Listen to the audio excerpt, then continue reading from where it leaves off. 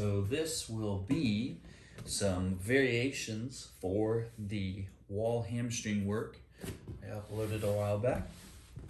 We're gonna get against the wall here. We'll be at 90-90, knees over hips, feet in front of knees. And we can go a little higher, which we'll cover in the video. And we could also scoot back a little further over time if we needed to. Now what we want to do here is start 90-90. We're going to add a yoga block or a ball between the knees. We're going to squeeze about 40-50% pressure inward. We're going to tilt the pelvis back so that the tailbone lifts ever so slightly off the floor. So think Texas belt buckle tilts up towards your chin. Instantly you should feel some traction in the feet as if they want to come down, which then the tailbone drops. So readjust the feet, tilt until the pelvis comes up a little bit, squeeze 40-50, lift a little higher, and we hold. So this is our first movement, squeezing, pulling the feet down the wall without letting them move, feeling some core activation, but mostly hamstring activation. From this position, we can do knee pumps, or heel pumps, where the heels come as far from the wall as we can and back down, keeping the hips up, tailbone up. So there's application number 1. 2 is lifting one foot off the wall without letting this stuff all sink. So we're against the wall, same position. Imagine a wine glass set on this ball. I'm going to take this foot on the right side, credit cards linked away from the wall. Try not to let it come down, and switch sides. So you can do holds or marches, trying not to drop the wine glass. All the while breathing big into the belly, not up into the chest.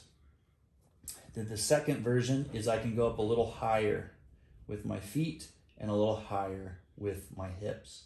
And I can do the same pumps, holds, or marches without letting the wine glass fall.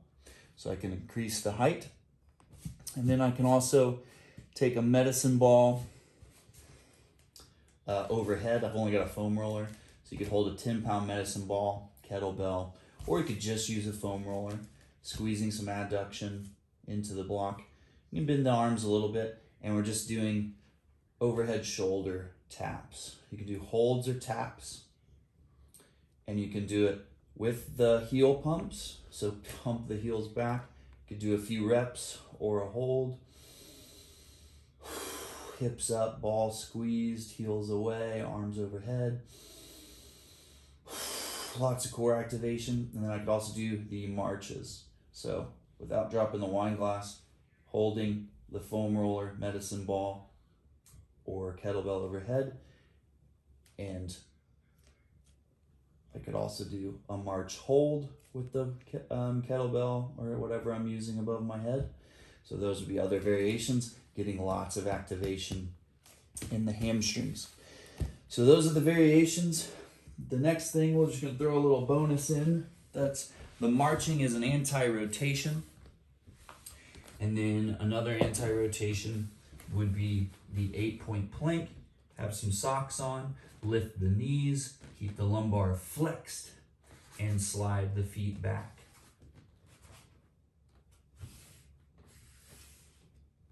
So you want to slide feet back, tracing the foot on the ground with a sock. Forgot to wear my socks, so this is burning a little. Nice and slow so that you don't undo the lumbar flexion. So pulling back, lumbar up, sliding the feet, nice and slow, keeping the lumbar flexion.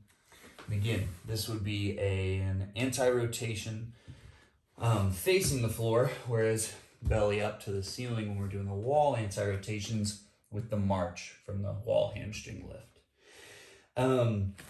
If this stuff gives you any upper trap funk or issue, grab a medicine ball or a foam roller and knock out some thoracic extensions, holds, reps.